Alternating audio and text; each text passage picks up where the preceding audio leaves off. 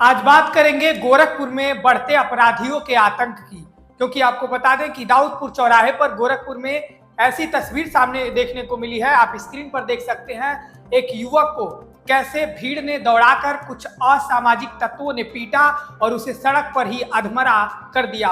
उसको मारकर उसका सिर फोड़ दिया। उसके बाद पुलिस का दावा है कि पुलिस गश्त के दौरान पुलिस मौके पर ही तत्काल पहुंच गई और उसे जिला अस्पताल ले जाया गया।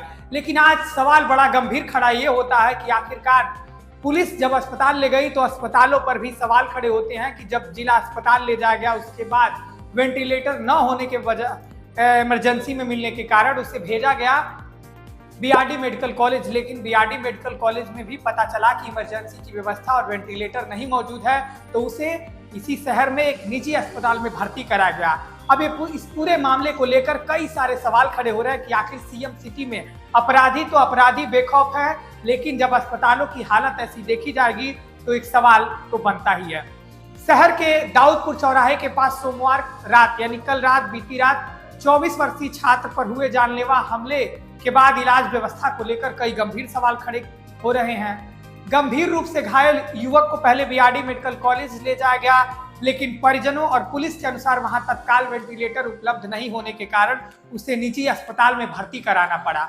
इस घटना ने एक बार फिर सरकारी अस्पतालों में आपातकालीन यानी इमरजेंसी सेवाओं, स्वास्थ्य सेवाओं की तैयारी पर बहस छेड़ दी है।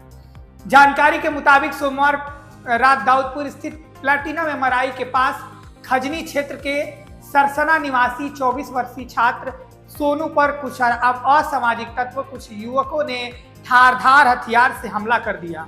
हमले में उसके सिर पर गंभीर चोटें आई हैं और वह सड़क के किनारे लहूलुहान मिला।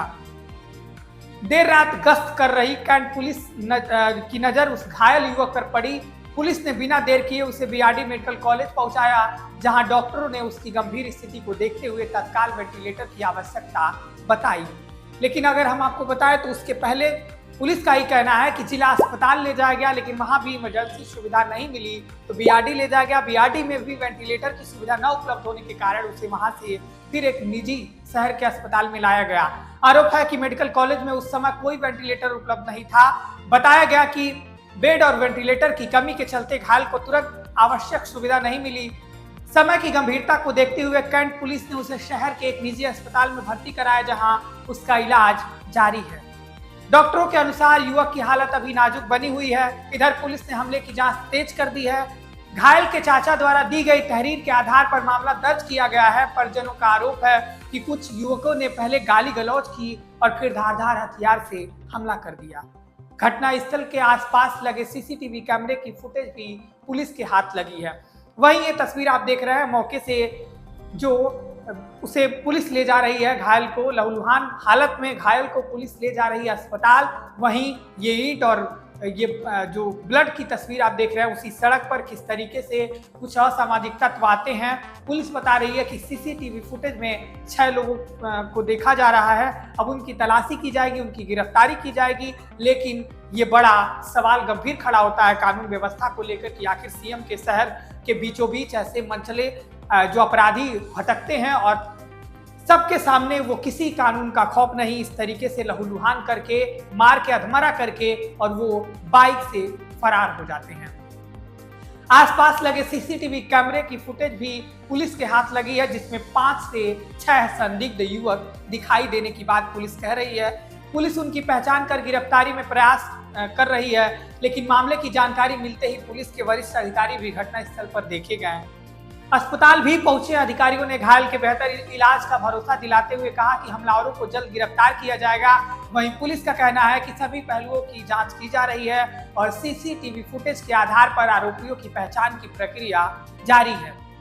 इस घटना के बाद सबसे बड़ा सवाल सरकारी स्वास्थ्य व्यवस्था पर खड़ा हो गया है।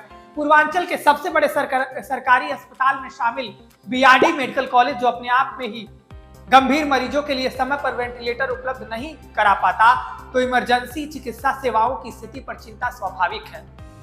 वहीं कई लोगों का मानना यह भी है कि ऐसे मामलों में हर मिनट महत्वपूर्ण होता है और इलाज में थोड़ी भी लापरवाही मरीज की जान के लिए खतरा बन सकती है। ऐसे में अब लोग कह रहे हैं कि ये बड़ी गंभीर स्थिति बन रही है सीएम के ही शहर में। फिलहाल पुलिस हमलावरों की तलाश में दबिश दे रही है, जबकि घायल छात्र का इलाज निजी अस्पताल में जारी है।